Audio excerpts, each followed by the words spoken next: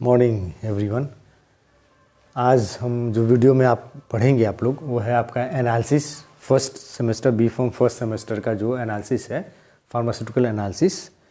उसमें आपका चैप्टर है आपका टाइट्रेशन है, जिसमें यूनिट सेकंड थर्ड फोर्थ ये 3 यूनिट्स हैं। तो उसके स्टार्ट करने से पहले मैं आपको आज उसकी थोड़ी जो बेसिक्स हैं एनालिसिस आपका टाइट्रेशन होता क्या है, वॉल्यूमेट्रिक टाइट्रेशन, उसके बारे में आज इस वीडियो में देखेंगे। एंड देन जब उसके बाद नेक्स्ट वीडियो से जो आपका पहला यूनिट है, आपका पहला टॉपिक है एसिड बेस टाइट्रेशन, उसको स्टार्ट करेंगे। तो पहले आज हम देखेंगे कि टाइट्रेशन होता क्या है, उनके बेसिक्स प्रिंसिपल्स क्या है, क्या रिक्वायरमेंट्स हैं। उसमें आप टाइट्रेशन जब पढ़ेंगे तो उसमें आप सुनते होंगे कि स्टैंडर्ड आपका सॉल्यूशंस है, आपका एनालिटिक सॉल्यूशंस है, टाइटर है, टाइट्रेंट है, एंड पॉइंट इंडिकेटर्स, इन सब के बारे में आज हम इस वीडियोस में हम देखेंगे, इस वीडियो में हम आज पढ़ेंगे। तो पहला है आपका नाम है जो टॉपिक बेसिक है, जो टाइट्रेशन आप पढ़ देंगे। एसिड बेस आपके जो यूनिट्स में है पढ़ने हैं वो एसिड बेस टाइट्रेशन, देन आपका non aqueous acid base titration है, आपका कॉम्प्लेक्सोमेट्रिक है, प्रेसिपिटेशन है, आपका डायोटाइसिन है। ये टाइट्रेशन है जो आपको पढ़ने हैं इस सेमेस्टर में, आपके सिलेबस में दिया। उसी की बेसिक है ये वॉल्यूमेट्रिक एनालिसिस, नाम से ही है ये थी कि जो वॉल्यूमेट्रिक है वॉल्यूम का मतलब आपका हो गया है, ये जो वर्ड आया वॉल्यूमेट्रिक टाइट्रेशन। तो वॉल्यूम का मतलब जो भी हम लेंगे ml में, लीटर में, मिलीलीटर, सेंटीलीटर या किलोलीटर में, हम जो इसको आपको मेजर करते हैं वही होती है आपका वॉल्यूम। तो ऐसा टाइट्रेशन ऐसा मेथड जिसमें हम किसी के बारे में, एक एनालिसिस में आपने पढ़ा है, एनालिसिस का मतलब कि ऐसा सब्जेक्ट जिसमें हम किसी चीज़ अननोन या नोन चीज़ के बारे में हम पता करते हैं कि वो अगर अननोन है तो उसको बोलेंगे क्वालिटेटिव, और नोन है लेकिन कितने अमाउंट में प्रेजेंट है तो उसको बोलते हैं क्वांटिटेटिव। तो वही जो हम पता करेंगे तो वो कितने अमाउंट में प्रेजेंट है, कौन सा सब्सटेंस है, और वो हम पता, अब जो आपका जो रिजल्ट मिलेगा वो रिजल्ट मिलता है वॉल्यूम में। मतलब आपका मिलीलीटर हो या लीटर हो या किलोलीटर में, जो भी आंसर आप आएगा इस लीटर में आपको आएगा जो आप सॉल्यूशन। इस टाइट्रेशन को दूसरा नाम से बोलते हैं टाइट्रीमेट्रिक एनालिसिस भी बोला जाता है, क्योंकि टाइट्रेशन के थ्रू हम करते हैं। जो भी रिजल्ट आपका निकलेगा वो रिजल्ट निकलेगा थ्रू टाइट्रेशन रिएक्शंस के मेथड से। होता है क्या है ये देखिए, क्वांटिटेटिव। तो सबसे पहली चीज़ हम इस मेथड्स के अनुसार क्या निकालते हैं कि क्वांटिटी, कितने अमाउंट में कोई सब्सटेंस प्रेजेंट है। जैसे आपको मैंने दे दिया 100 ml, 200 ml, 10 ml का कोई सोल्यूशन दे दिया और कह दिया कि ये NaOH का सोल्यूशन सोडियम हाइड्रोक्साइड का है या पैरासीटामोल का है, जो आप मेडिसिन लेते हैं, किसी भी मेडिसिन, किसी भी सब्सटेंस। तो उसको आपको पता करना है कि उस दिए हुए सोल्यूशन में ml में, लीटर में, जो भी आपको मिला गया उसमें कितना अमाउंट में वो सब्सटेंस प्रेजेंट है। जैसे मैंने आपको दे दिया 100 ml या 10 ml सोडियम हाइड्रोक्साइड का सॉल्यूशन है। अब पता कीजिए उस ml में 1 ग्राम है कि 1 मिलीग्राम NaOH कितना प्रेजेंट है, इसीलिए इसका नाम है क्वांटिटेटिव। तो quantitative chemical analysis carried out by determining the volume of a solution of accurately known concentration which is required to react quantitatively with a measured volume of a solution of the substance to be determined। Means in short हम कह सकते हैं, जैसे suppose मैंने अभी आपको बताया कि मैंने आपको 100 ml का सॉल्यूशन दे दिया सोडियम हाइड्रोक्साइड का। इस 100 ml में आपका हो सकता है कि 1 मिलीग्राम भी प्रेजेंट हो आपका सोडियम हाइड्रोक्साइड। ये भी हो सकता है कि 1 मिलीग्राम की जगह आपका 10 मिलीग्राम हो, कुछ भी आपको हो सकता है। तो यही चीज़ आपको पता करना है कि 1 मिलीग्राम है कि 10 मिलीग्राम है कि 5 मिलीग्राम है, कितना प्रेजेंट हो, वो चीज़ आपको मालूम करना है। तो इसमें हम क्या करेंगे, इसके लिए हम सबसे पहले करेंगे जो आपका कोई भी, जैसे यहाँ लिखा volume of solution of accurately known concentration, तो हम एक दूसरा सॉल्यूशन लेंगे। जैसे यहाँ पर हमने लिया NaOH, तो NaOH का नेचर क्या होता है, ये NaOH जो होता है सोडियम हाइड्रोक्साइड क्या होता है, बेसिक। तो इसको हम रिएक्ट कराएंगे एक एसिडिक सॉल्यूशन से। तो वो जो एसिडिक सॉल्यूशन लेंगे जिसके साथ हम इस NaOH को, सोडियम हाइड्रोक्साइड को ट्रीट करेंगे, वो सॉल्यूशन की उसकी स्ट्रेंथ हमें नोन होगी, इसीलिए मैंने लिखा है एक्यूरेटली नोन कंसंट्रेशन। अब हम लेंगे सपोज जैसे 100 ml सॉल्यूशन लिया, तो इसके लिए हम भी लेंगे आपका 100 ml एसिडिक सॉल्यूशन लेंगे, जैसे HCl का सॉल्यूशन लेंगे। लेकिन उस 100 ml में कितना HCl है, 1 ml है कि 2 ml है कि 1 ग्राम है कि 2 ग्राम है, ये हमें मालूम होगा। हम नोन कंसंट्रेशन बनाएंगे, इसीलिए नाम दिया है नोन कंसंट्रेशन। फिर इन दोनों के बीच में क्वांटिटेटिव आपका रिएक्शन होगा, जैसे NaOH रिएक्ट कराएंगे HCl के साथ और ये आपका बनेगा NaCl प्लस वाटर। रिएक्शंस कब एंड होगा, कैसे आपका एंड पॉइंट मिलेगा, वो अब बताता है अभी। तो ये चीज़ क्वांटिटेटिवली रिएक्ट होगा। तो NaOH सोल्यूशन दिया गया है, हम HCl डालेंगे, एक ऐसा पॉइंट आएगा, एक ऐसा टाइम आएगा जब आपका HCl डालने के बाद भी कोई चेंज आपका नहीं होगा। तो आपका कंपाउंड रिएक्शन हुआ, एक NaOH एक HCl के साथ रिएक्ट किया और क्या बनाया, एक आपका NaCl बनाया। इसलिए which is required to react quantitatively, 1 gram तो 1 ग्राम, 1 ml तो 1 gram, with measured volume of solution of the substance to be determined. जिस आपका सॉल्यूशन, जिस सब्सटेंस का सॉल्यूशन है, जिसके बारे में मालूम करना है, जैसे NaOH है, इसका सॉल्यूशन, इसके साथ HCl को रिएक्ट कराएंगे एंड देन उस रिएक्शन के थ्रू हम पता करेंगे कि दिए हुए सॉल्यूशन में कितने ग्राम में, कितने अमाउंट में NaOH आपका प्रेजेंट है। तो यही बेसिक आपका वॉल्यूमेट्रिक टाइट्रेशन, इसी टाइट्रेशन को बोला जाता है वॉल्यूमेट्रिक टाइट्रेशन। और दूसरा नाम इसको बोलते हैं टाइट्रीमेट्रिक एनालिसिस। क्यों बोलते हैं टाइट्रेशन, अभी आपको डेफिनेशन बताऊंगा कि टाइट्रेशन होता क्या है, तो वहाँ पर आपको क्लियर हो जाएगी कि टाइट्रीमेट्रिक एनालिसिस इस रिएक्शंस को, इस मेथड को क्यों बोला जाता है। अब हम देखेंगे कुछ आपके टर्म्स जो बहुत ज़्यादा कॉमनली हम यूज़ करेंगे जब आपके various types of volumetric analysis पढ़ेंगे। उस केस में कुछ टर्म्स हर एक में, आपका वो प्रेसिपिटेशन हो, एसिड बेस हो, नॉन एक्वस हो, या आपका कॉम्प्लेक्सोमेट्री हो, जो भी टाइट्रेशन हो, उसमें कुछ टर्म्स सब में यूज होते हैं कॉमनली। तो उसको पहले टर्म्स को हम समझ लेते हैं एंड देन उसके बाद तब हम आपके क्या प्रिंसिपल है, कैसे परफॉर्म करते हैं, क्या बेसिक्स है, क्या थ्योरी है इस वॉल्यूमेट्रिक टाइट्रेशंस के, जो कि हर जगह, हर एक में, एसिड बेस में, नॉन एक्वस में, सब जगह अप्लीकेबल होता है, उसको देखें। तो ये 1 2 3 4 5 6 7 ये 7 टर्म्स ऐसे हैं जो हर जगह कॉमनली यूज होते हैं और ये क्वेश्चंस आपको पूछे भी जाते हैं। इनसे आपके 2 नंबर का जो आपका क्वेश्चंस होता है या ऑब्जेक्टिव होता है, वहाँ पर उनमें इनमें से क्वेश्चंस आपके जो 7 टर्म्स है, इसमें से 1 या 2 टर्म से 100% क्वेश्चन रहता है। पहले उसमें देखेंगे स्टैंडर्ड सॉल्यूशन। स्टैंडर्ड सॉल्यूशंस नाम से solution of known concentration, means ऐसी सॉल्यूशन जिसकी कंसंट्रेशन हमें नोन है, मींस वो एक नॉर्मल है कि 0.1 नॉर्मल है, या 100 ml NaOH ले रहे हैं तो उस 100 ml NaOH में 1 ग्राम NaOH हमने डाला है कि 2 ग्राम डाला है कि 10 ग्राम डाला है। HCl का जो भी सब्सटेंस का हम सोल्यूशन ले रहे हैं तो उस सब्सटेंस की कंसंट्रेशन कितने अमाउंट में हमने डाला है, तो ऐसा जो सोल्यूशन होता है उसी सोल्यूशन को बोलते हैं स्टैंडर्ड सोल्यूशंस। और जनरल टर्म से वही होती है titrate, means reagent of known concentration, means जो हम आपका टाइट्रेशंस करते हैं, रिएक्शंस जो आपको करते हैं किसी भी अननोन सब्सटेंस के बारे में आपको पता करने के लिए, तो जो हम यूज करेंगे वो रिएजेंट होगा। तो जो रिएजेंट जिसकी हमें कंसंट्रेशन नोन है, जैसे अभी आपको मैंने बताया कि अगर आपको मैंने NaOH दे दिया और उस NaOH को आपको पता करना है, तो उस NaOH को पता करने के लिए हम क्या करेंगे, उसको रिएक्शन कराएंगे हम HCl किसी आपका एसिड से, जैसे यहाँ पर HCl है। तो HCl का जो कंसंट्रेशन होगा, हमने कितना लिया, 0.1 नॉर्मल या 1 नॉर्मल लिया या 2 नॉर्मल लिया है, तो जो कंसंट्रेशन होगी, जो सॉल्यूशन बनेगा, उसी सॉल्यूशन को बोलेंगे हम टाइट्रेट। तो reagent of known concentration titrand D, T और डी का सिर्फ अंतर है, इसको याद रखिएगा। तो substance unknown concentration being titrated, ऐसा सब्सटेंस जिसके बारे में हमें मालूम करना है। जैसे यहाँ पर किसके बारे में पता करना है, NaOH का। आपको 100 ml NaOH का सोल्यूशन दे दिया गया, लेकिन उस 100 ml में नहीं मालूम है कि NaOH 1 ग्राम है कि 0.1 ग्राम है, कि 10 ग्राम है कि आपका 50 ग्राम, ये आपको नहीं मालूम है, वही पता करना है। तो जो NaOH का सोल्यूशन हो गया उसको हम बोलेंगे टाइट्रेंड डी। देन नेक्स्ट टाइट्रेशन, जो अभी आपको बताया, जो लिखा है वॉल्यूमेट्रिक टाइट्रेशन।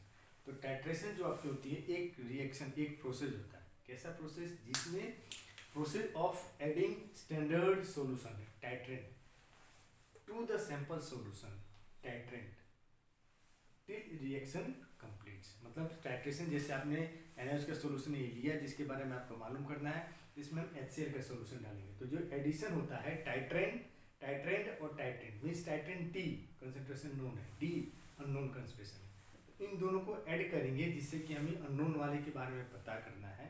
तो जब तक ये रिएक्शन ये कंप्लीट नहीं हो जाए तब तक हमें क्या करना है, इस टी वाले को, टाइट्रेंट वाले को ऐड करना है। तो जो एडिशन होता है रिएक्शन, इसी रिएक्शन को बोलते हैं हम आपका टाइट्रेशन। देन है tight, volume of titrant required in A titration. अब जैसे आपका NaOH है, आपके बारे में पता करना है, NaOH के बारे में पता करना है, हम HCl डालना है, तो कितने अमाउंट में HCl यूज हुआ इस NaOH के बारे में पता करने के लिए। तो जो अमाउंट होगा 2 ml, 10 ml, 50 ml, उसी अमाउंट उसी वॉल्यूम को बोला जाता है आपका टाइटल। देन आपका आता है इक्विवेलेंस पॉइंट या थ्योरेटिकल एंड पॉइंट या स्टोइकोमेट्रिक एंड पॉइंट, तीनों एक ही चीज़ याद रखिए। अब जैसे यहाँ पर आपको बताया कि एनवेच है, इसके बारे में पता करना, 100 ml दे दिया और HCl। अब कितना HCl डालेंगे आप, तो कैसे आप डालेंगे, कितना डालेंगे, कब तक डालेंगे, उसी को जो एंड पॉइंट आपका वो जो पॉइंट होता है कि जब तक आपको HCl डालना है, उसी पॉइंट को बोलना है इक्विवेलेंस पॉइंट या थ्योरेटिकल एंड पॉइंट या stoichiometric and point. The point eight which reaction between titrant and titrand is just complete. और एनवेज के बारे में हमें पता करना है, HCl हम डाल रहे हैं तो वो पॉइंट, वो आपका रिएक्शन का पॉइंट, वो पोजीशन आपका टाइम जब इन दोनों के बीच में रिएक्शन एकदम कंप्लीट हो गया है, हमें और HCl डालने का एडिशन करने की कोई ज़रूरत नहीं होती है, उसी एंड पॉइंट को बोलते हैं हम equivalence point, theoretical and point या स्टोइकोमेट्रिक एंड पॉइंट। अब हमें कैसे मालूम होगा, जैसे एनवेच भी आपका कलरलेस होता है, कभी आप सॉल्यूशन लैब में बना के देखिएगा, एनवेच का जो सॉल्यूशन होता है वो कलरलेस होता है और HCl भी कलरलेस होता है, और दोनों को जब ऐड करोगे तो आपको कोई कलर में चेंज आपको नहीं, जो सॉल्यूशन मिलेगा वो भी कलरलेस होगा। तब आपको कैसे मालूम चलेगा कि हाँ रिएक्शन अब जस्ट कंप्लीट होगा, हमें आगे ऐड नहीं करना है। तो उसके लिए हम कुछ सब्सटेंस डालेंगे, आगे से में देखेंगे, उसको बोला जाता है इंडिकेटर नाम से ही। कुछ ऐसे हम फिजिकल आपका सब्सटेंस डालते हैं जो इंडिकेट करता है, नाम से इंडिकेट करे किसी चीज़ के बारे में। तो कुछ हम सब्सटेंस डालते हैं जो बताता है कि हाँ रिएक्शन आपका जस्ट कंप्लीट हो गया। तो जब आपका इंडिकेटर, नेक्स्ट पॉइंट आपका है and point of the titration, the point eight which indicator changes its colour. ऐसा पॉइंट, ऐसा रिएक्शन का आपका टाइम जब इंडिकेटर अपना कलर चेंज करेगा। कलर चेंज मतलब कलरलेस से कलर्ड भी हो सकता है या कलर से कलरलेस, दोनों में से कुछ भी होगा। मतलब अगर पहले कलर्ड है तो जब रिएक्शन कंप्लीट होगा तो कलरलेस हो जाएगा, और अगर पहले कलरलेस है तो रिएक्शन जैसे कंप्लीट होगा आपका कलर्ड होगा। तो जब इंडिकेटर आपका रिएक्शन, आपका इंडिकेटर जब कलर चेंज कर ले जिस पॉइंट पर, जिस टाइम पर, उसी पॉइंट, उसी टाइम आपको टाइम को बोलते हैं हम एंड पॉइंट ऑफ टाइट्रेशन। अब आपको दिमाग, आपके इसमें दिमाग में ख्याल आ रहा होगा कि फिर दोनों क्या सेम है, दोनों अगर सेम नहीं तो दोनों आपका फिर कैसे रिएक्शन हम कर रहे हैं, तो दोनों में तो वही हो रहा है, आपका रिएक्शन कंप्लीट हो गया, आपका इंडिकेटर क्या हुआ, कलर चेंज हुआ, तो फिर दोनों में डिफरेंस आपका क्या हुआ। तो इन दोनों का जो डिफरेंस आपका होता है उसी को बोला जाता है टाइट्रेशन। एक टर्म आपकी आती है टाइट्रेशन एरर।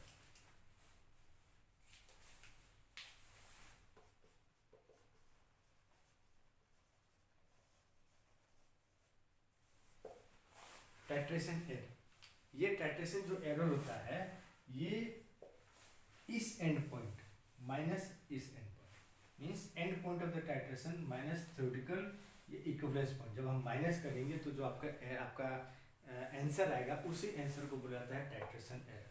और ये आना ही आना है इसलिए क्योंकि ये जो इक्विवेलेंस पॉइंट होती है, थ्योरेटिकल एंड पॉइंट, ये हम ऑन पेपर करते हैं। बस जैसे सपोज मानते हैं हम कि हमने एनवेच लिया, 100 ml लिया और मान के चला कि आपका जैसे HCl आपने लिया 0.1 नॉर्मल HCl आपने लिया और आपने क्या किया, डालते गया 10 ml जैसे आपने डाला,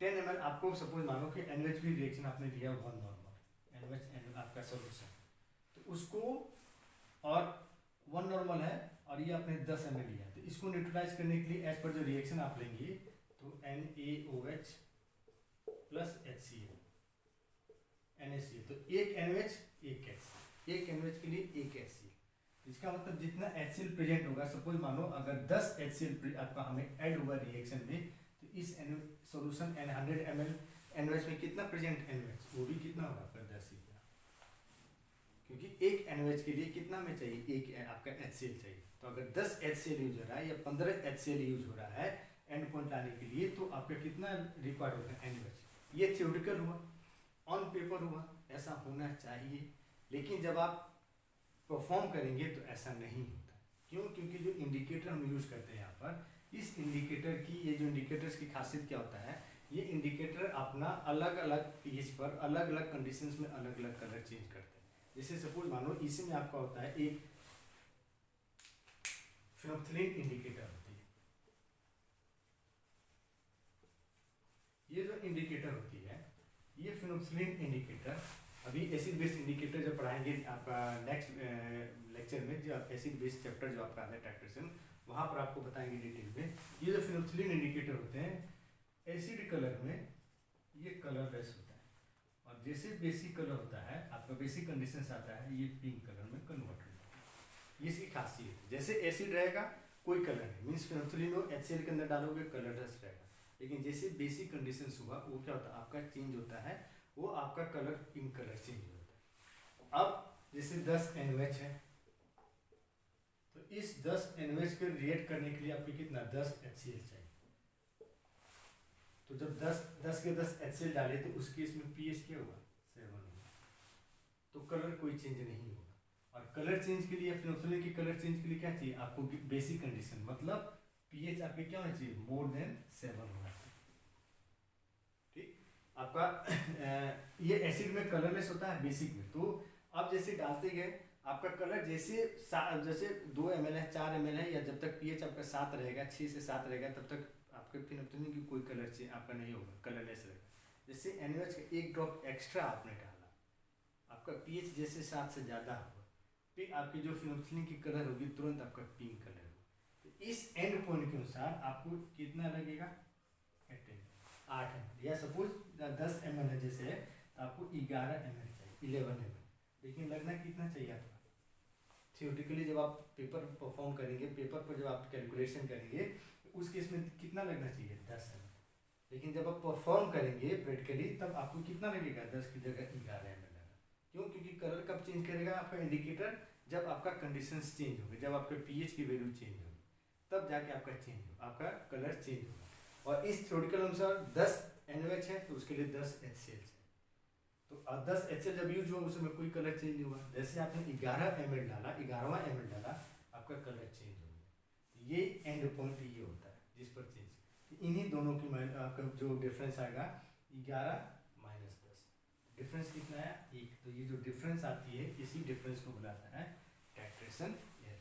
यही डिफरेंस है इस दोनों के बीच में, इक्विवेलेंस पॉइंट या थ्योरेटिकल एंड पॉइंट या आपका and point of the titration, ये कह सकते हैं ये थ्योरेटिकल है। जब हम ऑन पेपर आपका जब आप कैलकुलेट करेंगे ऑन पेपर उसको परफॉर्म करेंगे तो उस केस में जो आपका एंड पॉइंट आता है ये होता है, इसलिए नाम दिया गया थ्योरेटिकल एंड। लेकिन जब आप प्रैक्टिकली परफॉर्म करेंगे उस केस में जो आपका इंडिकेटर हम यूज कर रहे हैं रिएक्शंस को शो करने के लिए, आपके रिएक्शंस को बताने के लिए कि आपका कंप्लीट हो गया, इंडिकेट करने के लिए, तो इंडिकेटर उस जो कलर में चेंज करेगा जिस वैल्यू पर, उस वैल्यू को बुलाता है and point of the titration.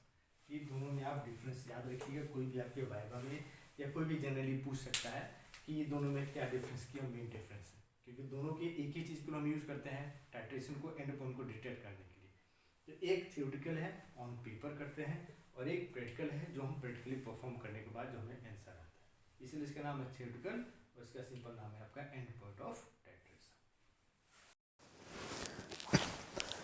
अब देखेंगे कि ये वोल्यूमेट्रिक टाइट्रेशंस के प्रिंसिपल क्या है, किस प्रिंसिपल के बेसिस पर आपका किस प्रिंसिपल पर ये वोल्यूमेट्रिक एनालिसिस आपका वर्क करता है, एंड स्टेप्स क्या है, क्या क्या कैसे हम एनालिसिस को कैरी आउट करते हैं।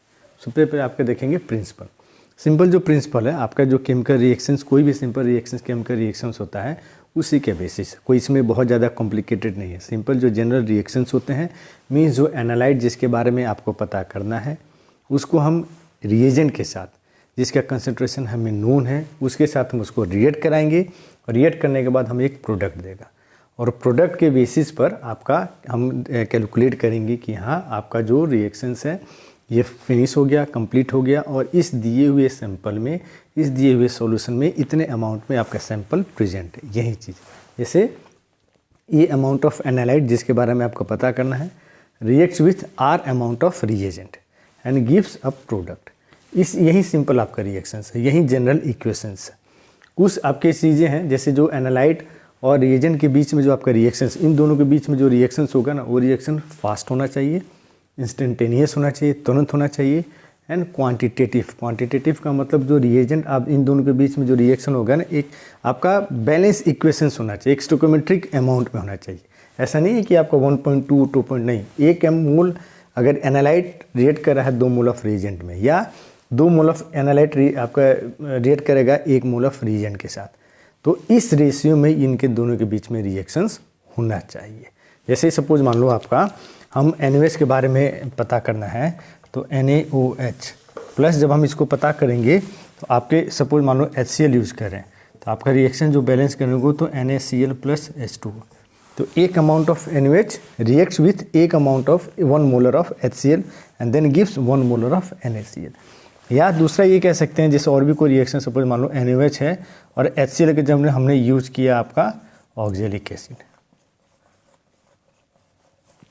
इसको जब आप बैलेंस करोगे तो ये ऐसे बनेगा COONA प्लस 2H2 और 2 यहाँ पर NaOH आ जाता है। क्यों? क्योंकि 2 H रिप्लेस होंगे, 2 Na आपके यहाँ लगेगा। तो 2 मॉलिक्यूल ऑफ NaOH रिएक्ट कर रहा है 1 मॉलिक्यूल ऑफ ऑक्जेलिक एसिड के साथ और बना रहा है 1 मॉलिक्यूल ऑफ सोडियम ऑक्जेलिक। ये NaOH एक HCl के साथ, यहाँ पर 2 NaOH रिएक्ट आपका रिक्वायर्ड हो रहा है 1 ऑक्जेलिक एसिड के साथ। तो जो रिएजेंट के साथ आपका एनालाइट जिसके बारे में आपको पता करना है, तो जो रिएक्शन आपका होगा वो एक फिक्स स्टोइकोमेट्रिक जो इक्वेशंस होते हैं उसको ये फॉलो करना चाहिए, तभी आपको हम यूज़ करेंगे वॉल्यूमेट्रिक एनालिसिस में, नहीं तो नहीं करेंगे। स्टेप्स क्या होता है? सबसे पहला स्टेप होता है टाइट्रेन जो स्टैंडर्ड सॉल्यूशन, उसका आपका सॉल्यूशन बनाना। जैसे यहीं पर है ऑक्जेलिक एसिड हम ले रहे हैं, ये HCl ले रहे हैं, तो ऑक्जेलिक एसिड जो हम लेंगे इसका हम 10 ml 50 ml 100 ml का सॉल्यूशन बनाएंगे ऑफ स्ट्रेंथ या तो 1 मोलर या 1 नॉर्मल या 0.1 नॉर्मल या 0.2 नॉर्मल। तो जो भी बनाएंगे इसकी स्ट्रेंथ हमें नोन होगी और ये हम यूज़ करेंगे एज ए स्टैंडर्ड सॉल्यूशंस या फिर बोलेंगे टाइट्रेन के रूप में। और उसको फिर हम क्या करेंगे, जो आपका ब्यूरेट है उस ब्यूरेट में उसको हम फिल करेंगे।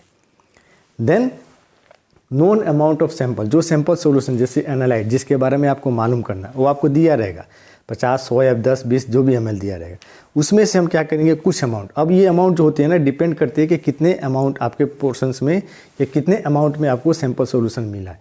क्योंकि हमें जो टाइट्रेशन का रिएक्शन जो आपके जो प्रोसीजर होता है हमें 3 से 4 बार रिएक्ट करना पड़ता है, 3-4 बार कैरी आउट करना पड़ता है उतने टाइम तक, जब तक कि हमें आपका जो टाइट्रे वैल्यू है ये टाइट्रे वैल्यू हमें एक्यूरेट, आपके ये टाइट्रे वैल्यू बहुत ज़्यादा सही नहीं मिले। तो उसके लिए अगर सपोज मान लो सैंपल सॉल्यूशन 20 ml है तो हम 2 से 3 ml लेंगे या 4 ml, इससे ज़्यादा नहीं लेंगे। 100 ml दिया है तो हम 10 ml लेंगे या 20 ml लेंगे, इससे ज़्यादा नहीं लेंगे। तो 10 आपका ब्यूरेट लिए हमने लिया, ब्यूरेट में स्टैंडर्ड सॉल्यूशन भर दिया। कोनिकल फ्लास्क लेंगे, उस कोनिकल फ्लास्क में सैंपल सॉल्यूशन जिसके बारे में मालूम करना है उसको फिल करेंगे और फिल करने के बाद इसी में हम क्या करेंगे इंडिकेटर, जो थर्ड स्टेप है, addition of few drops of appropriate indicator in titrant solution. जो कोनिकल फ्लास्क में टाइट्रेन सैंपल सॉल्यूशन है उसमें हम इंडिकेटर डालेंगे। और यहाँ एप्रोप्रिएट का मतलब क्या है, हर एक अलग अलग टाइट्रेशन टाइप होता है। जैसे एसिड बेस होता है मीन्स एक्वस टाइट्रेशन होता है, नॉन एक्वस टाइट्रेशन होता है, प्रेसिपिटेशन होती है, रिडॉक्स होती है, कॉम्प्लेक्स। तो सब टाइट्रेशंस के लिए हमें अलग अलग इंडिकेटर यूज़ करते हैं। एक्वस के लिए एसिड बेस के लिए हम एसिड बेस यूज़ करेंगे, रिडॉक्स नहीं करेंगे। प्रेसिपिटेशन के लिए हम प्रेसिपिटेशन टाइट्रेशन आपके इंडिकेटर यूज़ करेंगे, रिडॉक्स वाला यूज़ नहीं करेंगे। ऐसा करेंगे तो हमें आंसर्स नहीं मिलेगा, इसलिए मैंने लिखा है एप्रोप्रिएट इंडिकेटर। फिर इंडिकेटर को इसमें यूज़ रखेंगे। उसके बाद इस ब्यूरेट से हम धीरे धीरे आपका ऐड करेंगे टैब, जो स्टैंडर्ड सॉल्यूशन है उसको हम धीरे धीरे क्या करेंगे इस आपके ब्यूरेट से ऐड करेंगे इस कोनिकल फ्लास्क में। कब तक करेंगे, जब तक कि इस कोनिकल फ्लास्क में जो हमने इंडिकेटर लिया है उस इंडिकेटर का कलर चेंज नहीं हो। अगर पहले से कोई कलर है तो कलरलेस या किसी दूसरे कलर में कन्वर्ट होना चाहिए, कलरलेस है तो कोई आपका कलर ये ऑब्टेन होना चाहिए। तो उस समय तक हम क्या करेंगे धीरे धीरे उसको ऐड करेंगे। और ये जो आपका जो कोनिकल फ्लास्क है जिसमें आपका सैंपल सॉल्यूशन लिए हैं और इंडिकेटर डाला है उसको हम क्या करेंगे साथ साथ में सेक करते रहेंगे, जिससे जो आपका स्टैंडर्ड सॉल्यूशन डाला वो प्रॉपरली मिक्स होते जाए और कंप्लीट आपका रिएक्शन दे दे। ये उस समय तक करना है जब तक कि रिएक्शन आपका इंडिकेटर कलर चेंज नहीं हो जाए। एंड देन उसके बाद आपका वो जो वॉल्यूम यूज़ हुआ, जो इंडिकेटर हमने आपके जो ब्यूरेट में से जो आपका स्टैंडर्ड सॉल्यूशन डाला कितना वॉल्यूम यूज़ हुआ उस वॉल्यूम को लिखेंगे टाइट्रे वॉल्यूम। और ये हम बोले ना भी कि हम कब तक करेंगे, जब तक कि हमें एक एप्रोप्रिएट का मतलब है जैसे पहली बार वॉल्यूम जो आया अगर 3.5 आया तो नेक्स्ट टाइम भी आपका जो आंसर आना चाहिए इस आपके टाइट्रे वॉल्यूम में वो 3.4 या 3.6 मीन्स इस 3.5 के आसपास होना चाहिए, बहुत ज़्यादा अंतर नहीं। अगर पहले बार 3.5 आया दूसरे बार 6 आया तो हम फिर से दोबारा करेंगे उस समय तक जब तक कि हमें 3.5 के अगल बगल पॉइंट वैल्यू नहीं मिल जाए। तो कॉन्कॉर्डेंस इसको बोलते हैं। तो उस समय तक हमें ये नहीं मिल जाए, और जैसे मिलेगा उसके बाद तब हम क्या करेंगे, आपका reactions complete. Then last step जो होता है calculation as per formula to obtain the value of sample to be determined. तो फार्मूला के अनुसार हर एक अपना अलग अलग फार्मूला होता है। रिडॉक्स का अलग होता है, प्रेसिपिटेशन का अलग होता है, एक्वस का अलग, नॉन एक्वस का अलग। तो जो भी फार्मूला वहाँ अप्लाई होगा, जब हम पढ़ेंगे एक एक करके सारे टाइट्रेशंस, सारे आपके जो टाइट्रेशंस मेथड है वहाँ पर देखेंगे किसके लिए क्या यूज़ होता है, आपका कौन सा फार्मूला यूज़ करेंगे। तो उस फार्मूला को रख के, उस फार्मूला को यूज़ करके हम पता कर लेते हैं कि दिए हुए सॉल्यूशंस में कितने अमाउंट में सैंपल प्रेजेंट है कि नहीं है। लेकिन बाकी ये जो मेथड होते हैं, स्टेप्स वही होते हैं। स्टैंडर्ड सॉल्यूशन को बनाना, जिसकी कंसंट्रेशन हमें नोन है, बीरोट में फिल करना, जो आपका सॉल्यूशन जिसके बारे में आपको पता करना है उसको कॉनिकल फ्लास्क में लेना, उसमें 1 से 2 ड्रॉप, ज़्यादा नहीं डालेंगे, 1 से 2 drop phenolphthalein appropriate indicator, phenolphthalein appropriate indicator डालेंगे, ऐड करेंगे ब्यूरेट में से आपका सैंपल। कब तक, जब तक कि इंडिकेटर कलर चेंज नहीं कर ले। एंड देन उसी वैल्यू को बोलते हैं टैटर वैल्यू। और कब तक हम ऐड करेंगे, 2 बार 3 बार 4 बार कब तक करेंगे, जब तक कि आपकी टैटर वैल्यू सब कॉन्कॉर्डेंस नहीं हो, मतलब एक दूसरे के सारे नज़दीक नहीं है। एंड देन लास्ट उस टैटर वैल्यू के अनुसार हम क्या करेंगे, आपका फार्मूला को रखेंगे, अप्लाई करेंगे और आपका कैलकुलेशन हो जाएगा। तो आज के वीडियो में इतना ही। आपका क्या होता है वॉल्यूमेट्रिक एनालिसिस, क्या बेसिक्स हैं, 6-7 टर्म जो आपको बताया, स्टैंडर्ड सोल्यूशन, टाइट ट्रेंड, ये सब के बारे में आपको बताया। उसका डेफिनेशंस कंपलसरी है, इंपॉर्टेंट है, क्वेश्चन उसको आता है हर जगह, हर एक तरह के टाइट्रेशन जो हम पढ़ेंगे आगे उसमें इसको यूज़ किया जाएगा। जनरल प्रिंसिपल आपका यही है, कोई भी टाइट्रेशन आपको यूज़ करेंगे यही जनरल प्रिंसिपल्स है और यही आपका ये स्टेप है। तो आज की वीडियोज़ में इतना, इसको पढ़िए और नेक्स्ट वीडियो में इसमें इंडिकेटर के अलावा और भी कौन से ऐसे मेथड है जिससे कि हम एंड पॉइंट को डिटेक्ट कर सकते हैं, और कितने तरह के आपके वॉल्यूमेट्रिक टाइट्रेशंस होते हैं, और कुछ और बेसिक टर्म्स जो कंडीशंस क्या है, किस कंडीशंस में हम वॉल्यूमेट्रिक एनालिसिस को ही यूज कर सकते हैं, दूसरे को नहीं, वो हम देखेंगे नेक्स्ट आपके वीडियो में। तब तक पढ़ते रहिए। आपका कोई अगर प्रॉब्लम आता है तो आप कमेंट कीजिए, कमेंट में आप उस क्वेश्चंस को राइज कीजिए, लिखिए, उसको हम आपके सॉल्व करके देंगे। और फर्दर रीडिंग के लिए मेरी जो हमने बुक को ऑथर किया है, इसीलिए इतना टाइम लग गया इस बार थोड़ा वीडियो डालने में। ये बुक है आपका जो फर्स्ट सेमेस्टर के जो सिलेबस है PCI का, फार्मास्यूटिकल एनालिसिस, उस बुक को हमने पब्लिश किया है। ये ज्ञान पब्लिकेशंस की बुक है, इजीली अवेलेबल है हर जगह आपका। तो इस बुक को रेफ़र कीजिए फर्दर नोट्स के लिए, फर्दर स्टडी के लिए, और पढ़ते रहिए। आगे भी आगे हम वीडियो डालते जाएंगे। फिर इस मंथ के लास्ट में आपका जो आपके जो क्वेश्चंस पेपर आए गए हैं आपके जो सेमेस्टर एग्जाम में, उसको भी सॉल्व करके हम आपको सॉल्व करके आपको डालेंगे। आपके लगातार वीडियोस मिलते जाएंगे। नेक्स्ट आपका जो वीडियो अगले नेक्स्ट डे जो डलेगा वो इसी के आगे फर्दर जो बेसिक में ही इसके आते हैं वॉल्यूमेट्रिक एनालिसिस के, टाइट्रेशन के, उसके बारे में देखें। ओके, बाय बाय, पढ़ते रहिए।